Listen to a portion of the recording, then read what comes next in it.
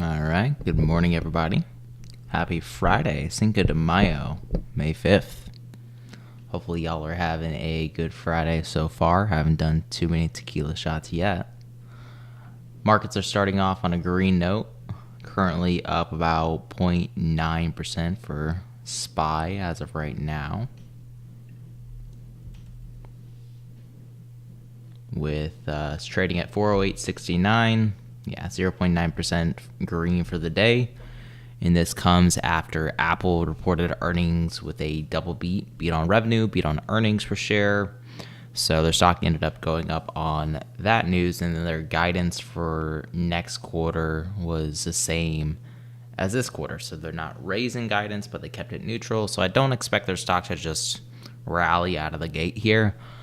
I think that 170 is a decent price target for it, given that they didn't raise guidance, but there's always a possibility of, breaking the new yearly high since we're getting so close to that, which was 176.15. I don't think it'll happen today, but I do think that we could definitely see a new monthly high, which would be just above 171.50. So we'll see how this plays out. This is what's leading the market up this morning. And we also had the employment report with the non-farm payrolls coming in much better than expected at 253,000 jobs added versus 180,000 expected. And the last one was actually revised down very heavily from 236 to 165. The unemployment rate came in at a new record low at 3.4% versus 3.6% expected, down from 3.5%, the lowest that it's been last month. So very shocking to see the unemployment rate continuing to drop. And finally, the last thing that we got out of this report was that average hourly earnings is going up pretty quickly at 0.5% month over month. If you annualize that, that would be 1.005 to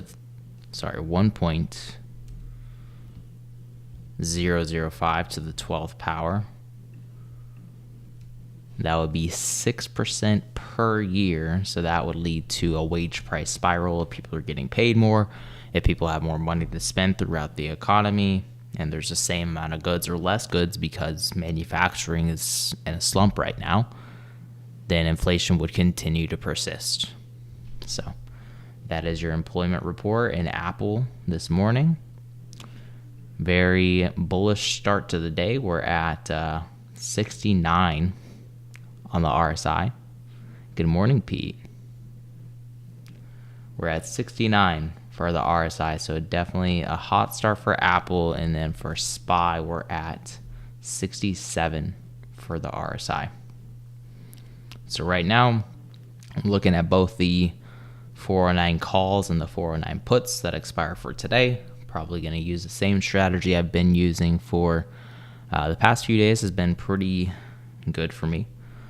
After yesterday's bank puts, those really profited a ton, but I've been using a day trading strategy that I think I've found some pretty decent success with. I'll show you for the May log so far what we've done. Watching the 0 data expirations. These right here. All right, we're off to the races. 408.75 to start.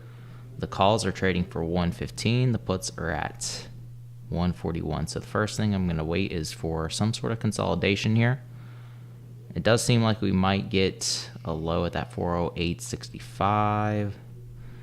And the low for this call candle is at 110. So if I want to get in first thing in the morning, I can get in on these 409 calls at 110.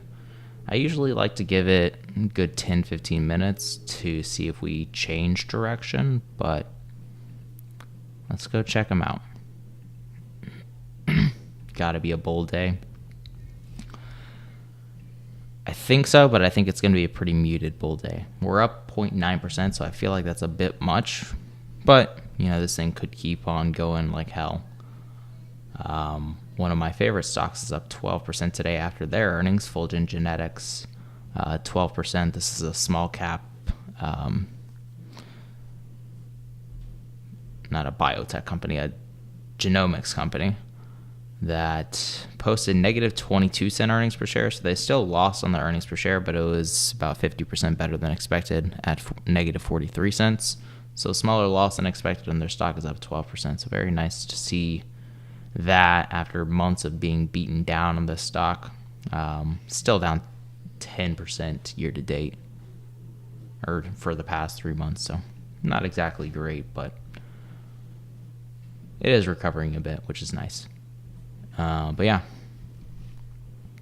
going back to SPY, looks like those calls have already gained their value.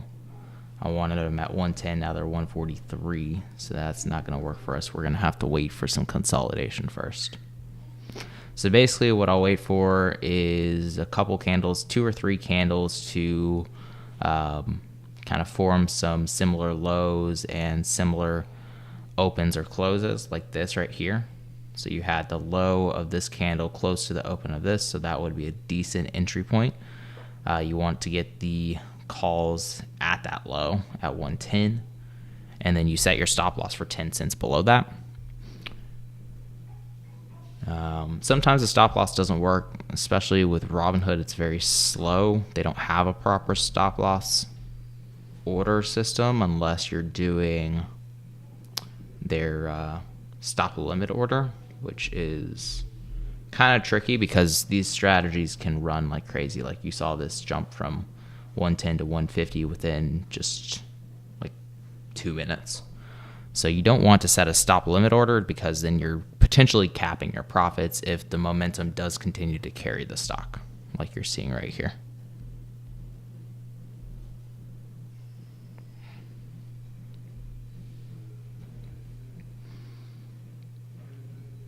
But yeah, basically what I'm doing is looking at the money options, both a call and a put, trying to determine direction using RSI. Relative strength is at 69 right now, so it's very bullish. And then following that. So following what momentum is doing, if it's above 50, that's bullish. If it's below 50, that's bearish. If it's at 50, this strategy has about a 25% win rate from what I've noticed. But that does offer potentially higher returns if you do go from 50 to 70 RSI and you're in calls, or 50 to 30 RSI and you're in puts. So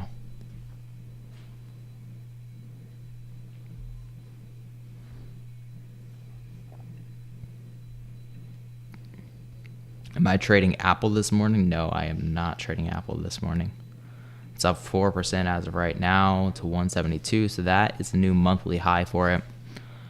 And then the yearly high was 176.15.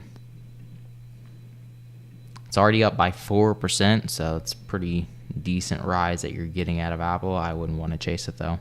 Carvana is up 42% this morning to $10.17. I did have some puts yesterday, but I exited those right before the close for like a $3 loss. So I'm glad that I got out of those $8 puts because those would be completely worthless at this point.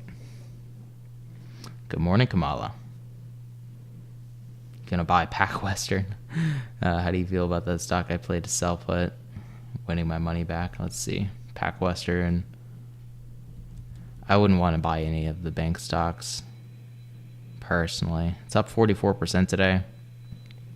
You're having Congress trying to pass bills in order to stop short selling, but they did the same thing back in September of 2008, and the collapse of Lehman Brothers happened 4 days after they halted short selling.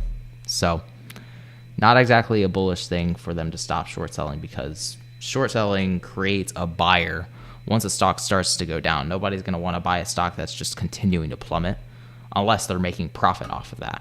So if you're a short seller and the stock is down 50%, then you're enticed to actually buy it because you've made your profit.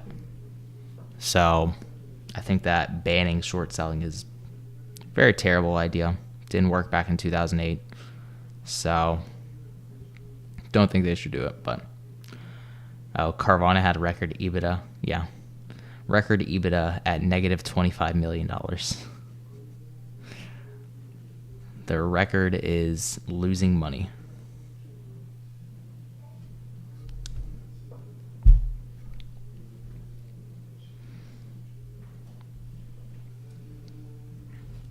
All right. SPY's at 409.39. We might start to get a setup right here.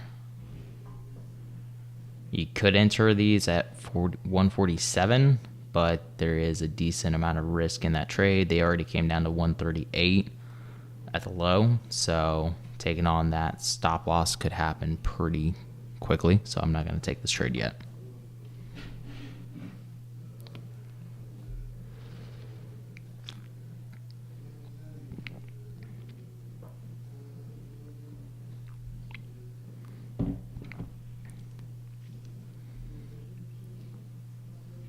Which option strategies work best for a small account? I would say credit spreads, debit spreads would probably be your best friend. Just because you only need a limited amount of capital in order to trade them. So what you could do if you expect the stock market to be bullish today is a 410 and 409 call debit spread. And you're only going to pay like $40 in order to open that. So if I bought the 409 call, sold the 410 call, it's $54. You do cap your max profit to just 47. So if SPY does end up continuing to run, maybe to, 412 by the end of the day, if you bought just a regular call, you could turn $100 into $200. But with this strategy, you would be turning the same $100 just to about 90. Or sorry. No, it's about the same. I guess I should have used a higher number. So if SPY goes to like 414 somehow and rallies another 1%, you could make $300 for the 410 call versus only capping your profits at $90 for the call debit spread.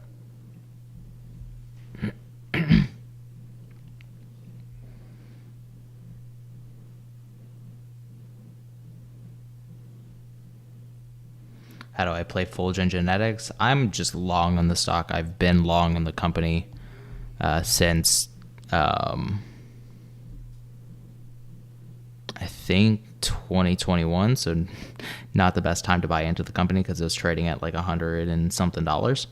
But I'm in this for the very, very long term, like 5-10 years, because this is a genomics company which is primed to see growth for the next 10 years. And this is one of the few that actually has a decent cash balance as well as being a profitable company for the last 2 years. They've switched to being unprofitable for the last 2 quarters, but considering their cash on hand, I'm not too worried about that. So for me, I'm just long the stock. And if it gets, a little bit overheated, then I'll sell cover calls on it. I have 200 shares of it, almost 188 actually. So if I sell cover calls on it, I can keep 100 shares if I'm assigned to sell those 100 shares at my strike price.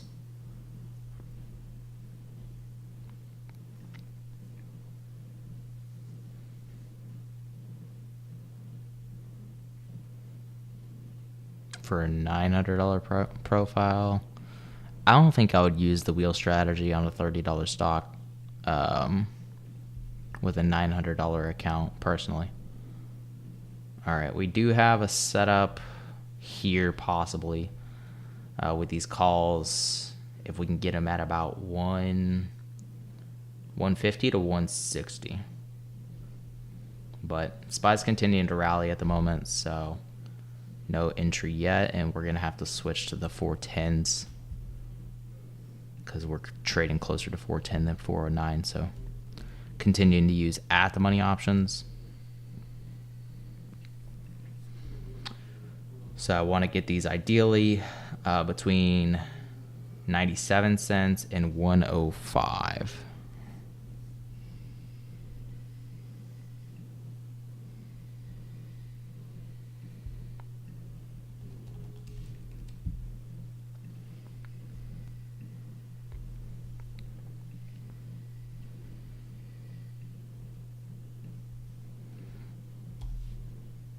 All right, they're trading for 121 right now, so we need about a 15-cent pullback in order for that to go through.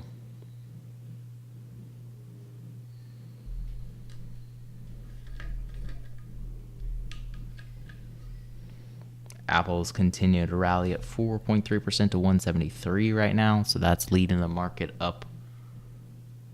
The 10-year is up 3% today to 3.45, so that ended up recovering from 3.3 something yesterday. So a decent rise in the 10-year. I would think that would cool off the rally for big tech, but Apple just continues to ride up 4% today.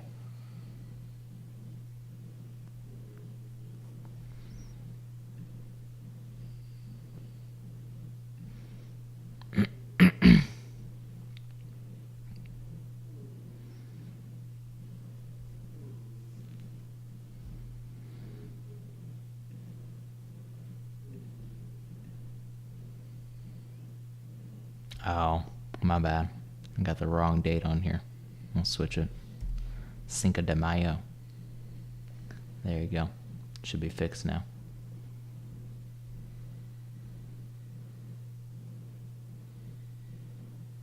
All right, these are going for 130 now. You have that support at 410. So we could get these now at like 120, but at this point, you're just kind of chasing into it, which is not the strategy that I've been using. So just going to have to miss out on this opportunity, unfortunately, for us this morning. Wait for another setup.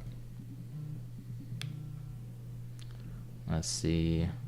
QQQ. You have a decent setup on QQQ. It's closer to the setup that I'd like than SPY is. So we might be able to get away with that with a 319 call on QQQ.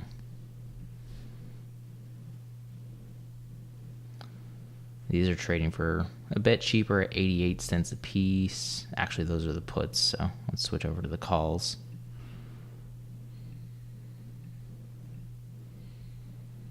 All right. And we want to snag these at about 92 cents a pop.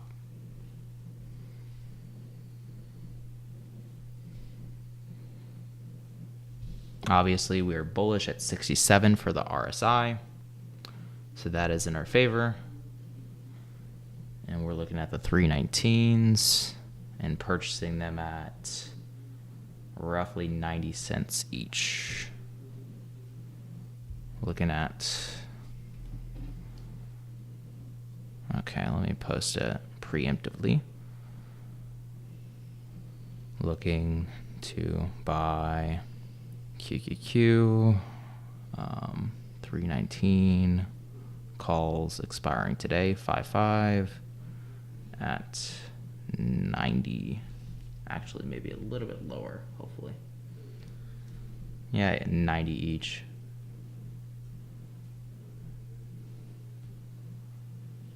All right.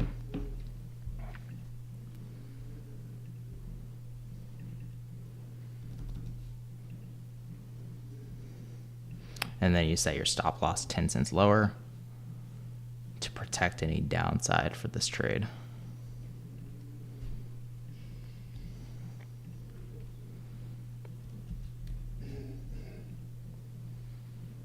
Looks like we got in too late there.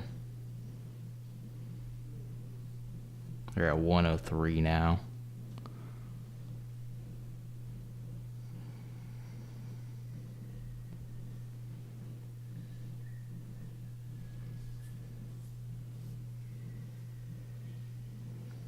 All right, getting closer. So I'll cue my order to open.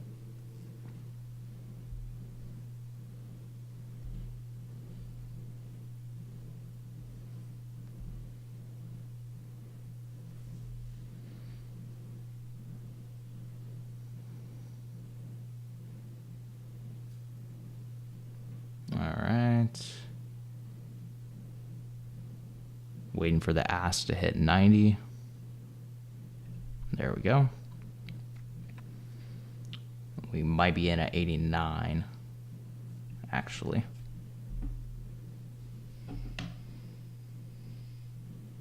All right, let me see. All right, so I'm in on those contracts. Not sure exactly what the price is yet, but I'll set my stop loss for 8. Cue that over here just in case. And then I'll try to get out here.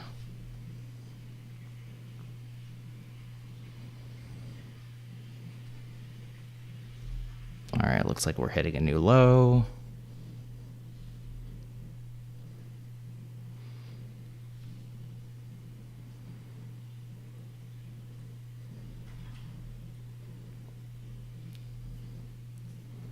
Not hitting the stop loss yet.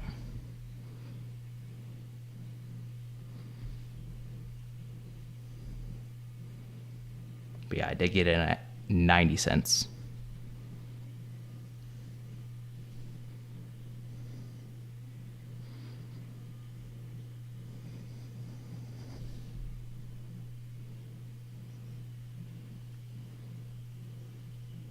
So now we're hoping for the bullish momentum to come back into the stock since it's trading at 66. Now these contracts are going a little bit higher.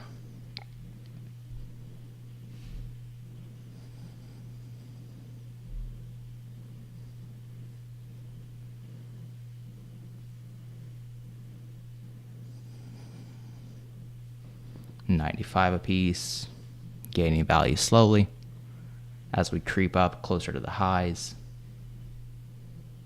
They were trading at 104 at the highs before, so it'd be nice if we can get back to that, but not quite there.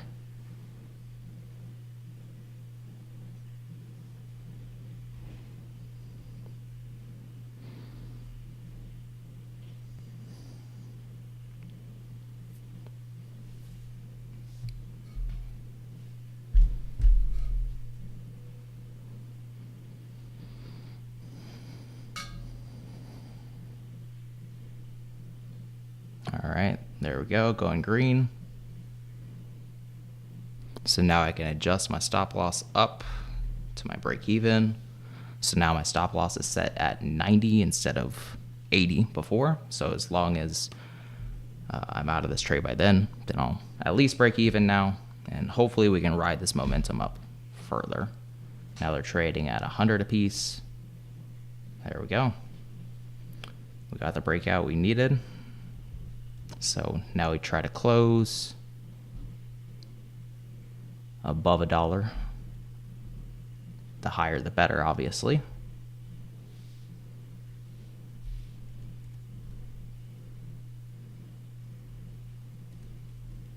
All right, I'm gonna try to close at 108. Oh, close. You don't have enough open contracts to sell? What do you mean?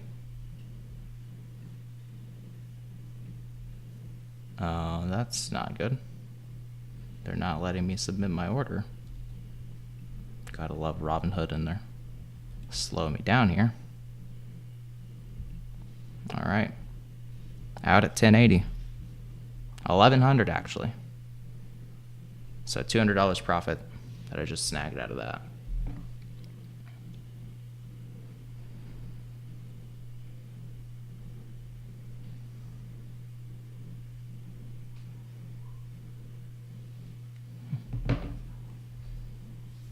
Sweet. Nice little $200 profit for the day. And that's that. Opened and closed it today. QQQ. Call. Long call. It's a bullish strategy, obviously. Expiry today. Strike price was $3.19. 10 of them. 90. Out at 110. So again, $200 profit. What happened with the wall puts? I ended up closing those yesterday. Whenever they finally let wall trade for like 30 minutes, I got out like 15 minutes after or so. So I sold those at $10.50 a pop. Let's see, wall. I bought in at 5:30, sold it at 10:50 at 12 p.m. So after it had been trading for like 10 minutes, I saw the news of what was it, Financial Times, and their false report that they posted for Wall. I figured that might cause a rise in the stock, so I got out of that shortly after.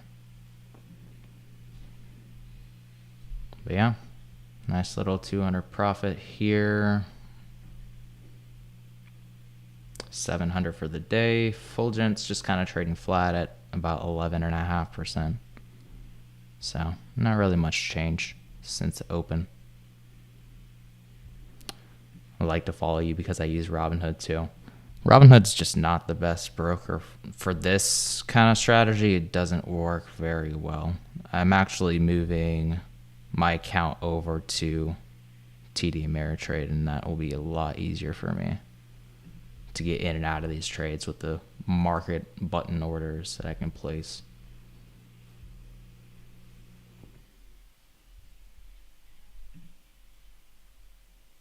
Have I ever heard of pocket options? I think maybe.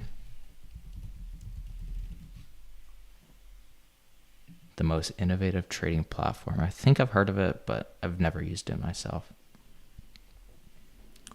The right place for online trading on financial markets. The most convenient interface to get access to 100 global trading assets.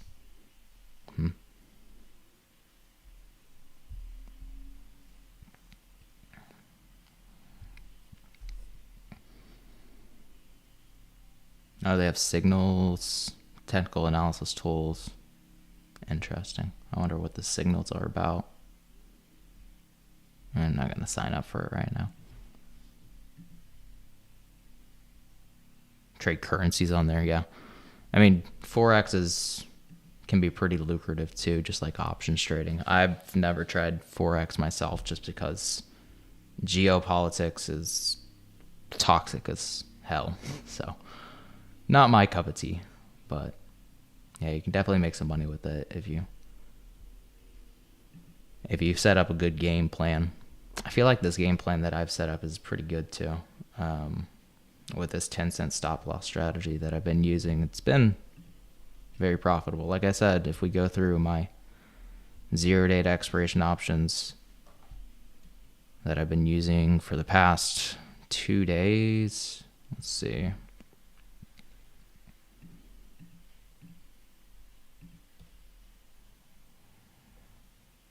I think I started using it on 5/3 on Wednesday. It sounds right.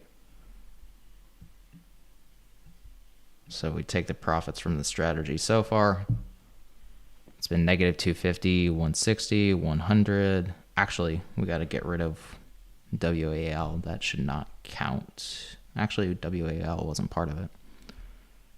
But so far with the strategy, it's been negative 250, 160, 100, 150, 190, 150, 140, and 200. So net profit so far for the past 2 days using the strategy has been 340. And part of that being because I lost 250 instead of 100. Again, the max loss is supposed to be 100 with the strategy, and then I lost 150. So once I, finally switch over to TD and have a proper, broker that would cater to the strategy better, that would be an extra $150, $200 in my pocket, or like $550 for the past 3 days of trading. My goal is to make about $200 a day with a strategy, but we'll see if I can achieve that. I already made 200 today, so I could just give up at this point, but I'm usually looking for setups throughout the day, not just first thing in the morning. Like this is another setup right here. We're again above 50 RSI, so it's bullish.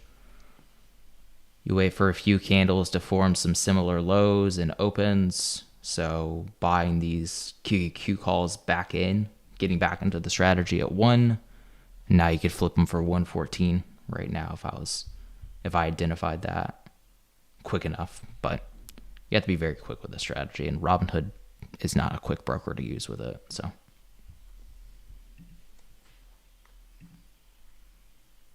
how can you get better at technical analysis? I would focus just on a couple of things. Like, don't put everything on your screen. I feel like that's what a lot of people tend to do, is overcomplicate it by having moving averages, RSI, MACD, and 100 different indicators to tell them when to buy in, when to sell out. But like, if you can stick with just a couple of indicators, or even just one like I'm using with RSI and following candlesticks, I feel like that's better to do just because it's more reliable than if you're relying on RSI one point during the day and then later you're relying on, moving averages. It's not going to generate the same consistency as just using the same indicator over and over and over.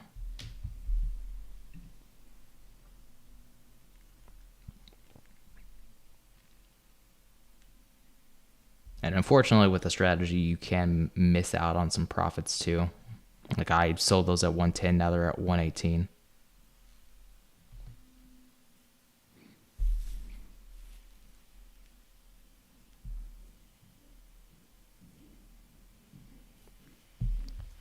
But yeah, nice week so far for May. The start of May has been beautiful for me. $1,100 just this week. I did lose $200 on Monday. Let's identify where that came from. Monday was the first. Carvana puts I closed yesterday, actually. So let me log those. That's a $3 loss. 5.4. I closed them at 119 for a $3 loss. And let me check the options that I closed on 5.1 to see where my losses came from on Monday.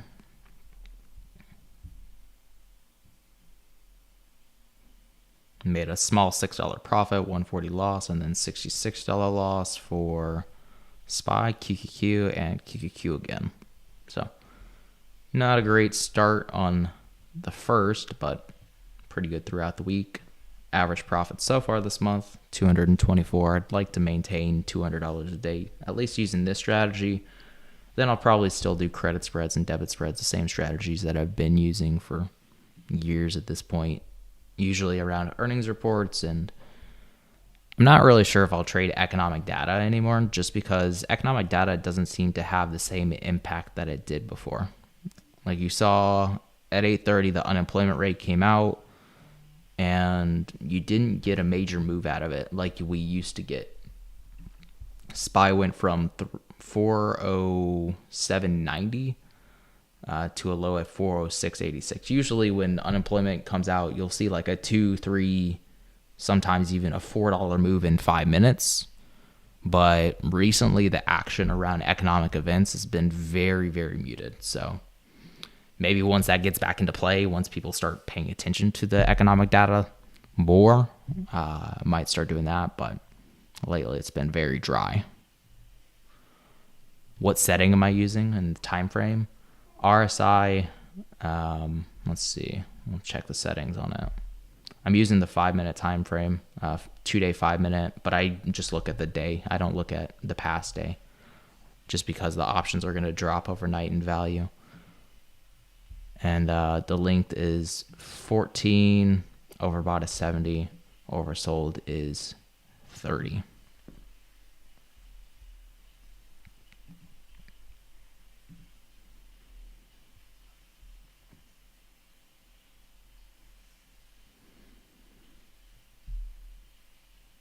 Yeah, Robinhood's a very frustrating broker to use with options trading, especially if you're trying to get it in and out very quickly. It's very tough.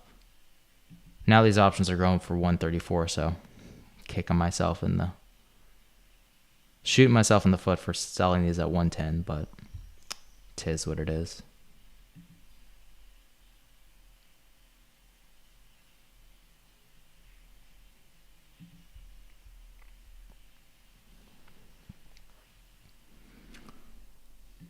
right, I guess I'll go check on Fulgent. Currently trading at 32, still up about 12% after earnings. I'd like to read into earnings a little bit, maybe. Cash equivalents, and investments. 867 million as of March 31st. So they still have a lot of capital on hand, which is good to see. Adjusted loss was 22 cents. And they raised their guidance for 2023 with their core revenue at 200. That should be their just regular revenue at this point. They're not doing, I don't think they would be selling mini COVID tests anymore. So I feel like they should just switch to calling it revenue instead of core revenue. But let's see, Fulgent Genetics. I don't remember what the last projection was. I think it was 230 million. So it's nice to see that they're increasing their estimates for revenue and thinking that the company will continue to do well. Let me check out the investor relations and look at the past reports just so I can confirm how much they increase their guidance. Go into the press releases.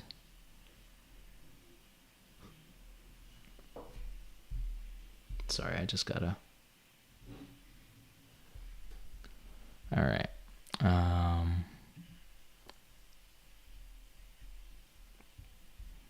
Yeah. Core revenue, $62.7 million for the first quarter, 2023. And they're expecting to do, let's see, outlook is 250 for the year, $62 million next quarter. This quarter they did 62.7, so that would actually be a drop on core revenue. And then looking at their past quarterly reports, let's see if I can find it.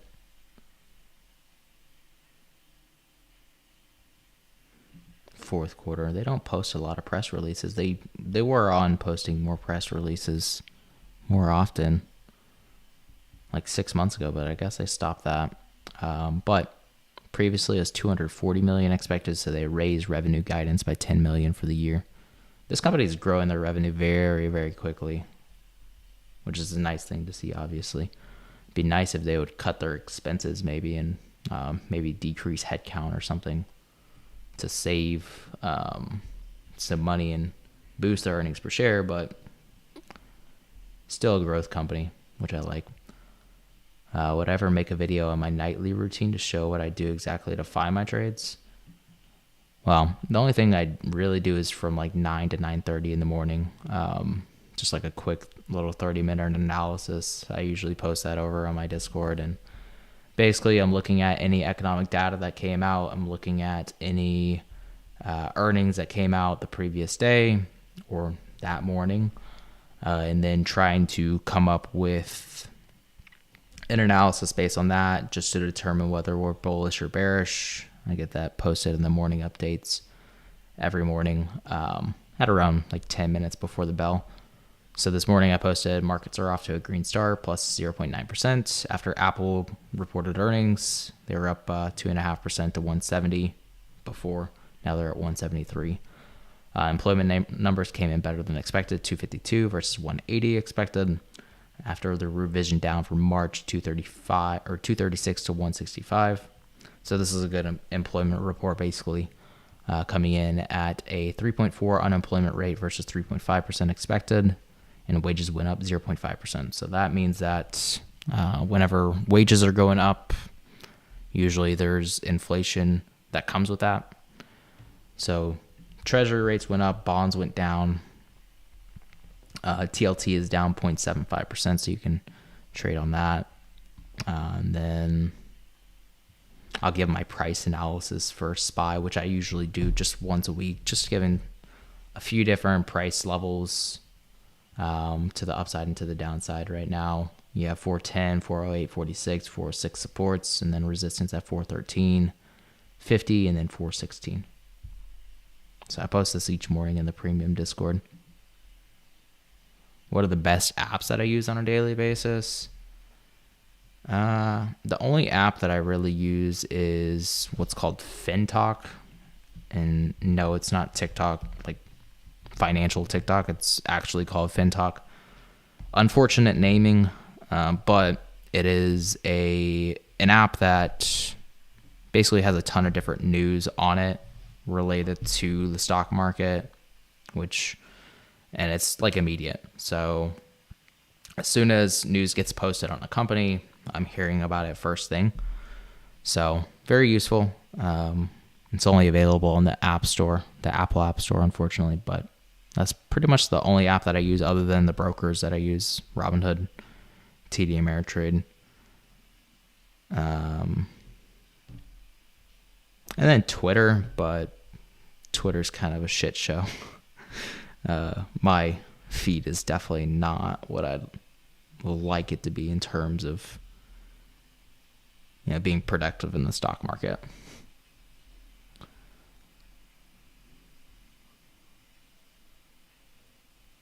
Yeah, take profits, but leave some runners, leave a couple contracts just in case. Yeah, that's another strategy you could use. Yeah, these are at 170 now. Jesus Christ. Yikes. That would have been a huge runner. Do I think QQQ will trade flat over the weekend? Hard to say. I don't think that there's any economic news that's coming out, obviously, over the weekend. Let me see if there's any economic data coming out on Monday.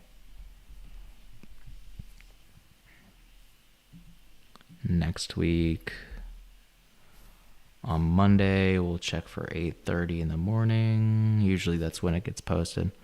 You have CB employment trends, not really important. Wholesale inventories, that's somewhat important, but it only gets 1 star here. And then consumer inflation expectations. That's actually a decent report on Monday at 11 a.m., but nothing big over the weekend. The only thing that I could think about over the weekend, if there's any bank failures and if there's any update on the U.S. default deadline, I think that the Treasury's cash balance is like 180 billion or something. Let me see if I can find that. I forget what it is. Treasury cash balance.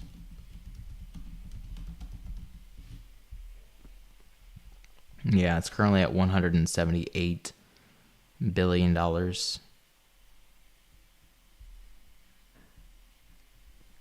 They borrowed $657 billion between January and March. So they only have about a month left based on that borrowing rate. So the expected deadline for the debt ceiling as of right now is June 1st. But some people are expecting that it could actually be sooner than the end of the month. So that could cause some chaos if there's any updates on that over the weekend. How's my app coming along? Not great. My developer has been ghosting me for the past couple of days, so haven't really enjoyed that experience, but found a couple new developers that are willing to help me out, so hopefully I can get it running pretty quick, but I don't know how quick these developers are going to work with me, so no deadline on the app yet. Unsubscribing because I have an iPhone. Best user interface.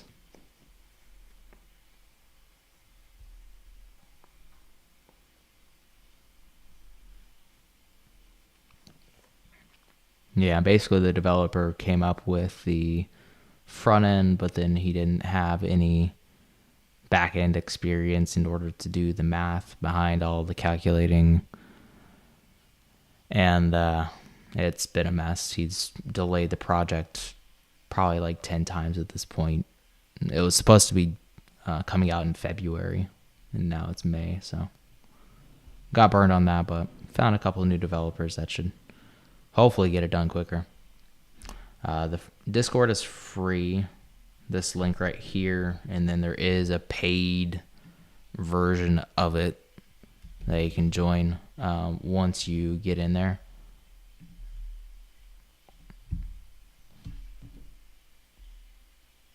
Where I post all the trade alerts and the morning updates, the spreadsheet that I have, basically all the different perks. Let's see, 203, 096. And then the regular Discord is just for, discussing with other traders. I'm usually in the general chat too, so I'm active in it pretty often. If you want to ask me questions, I'm fine with that. But yeah. Just bought Boeing 195 puts, BA. At 197.60. It's up about 0.3% as of right now. 195. Let's see what. Can't click the link on the phone. Let me see. Is it because it's a pinned comment? I can post it here if that helps. No, that's not. It's a redirect link. I hate that.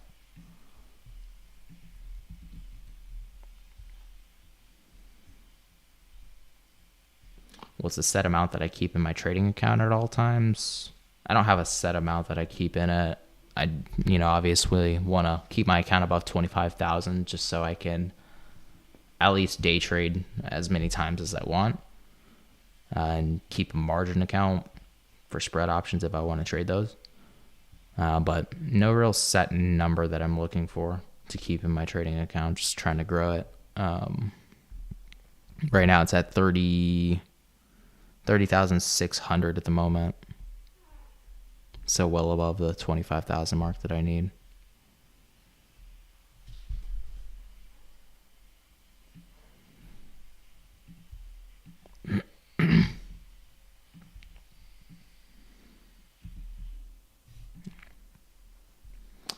But yeah, I think that's all the trading that I'll do for today. Since we got our $200 profit, I'm done. And I will catch y'all on Monday at 9:30. See everybody.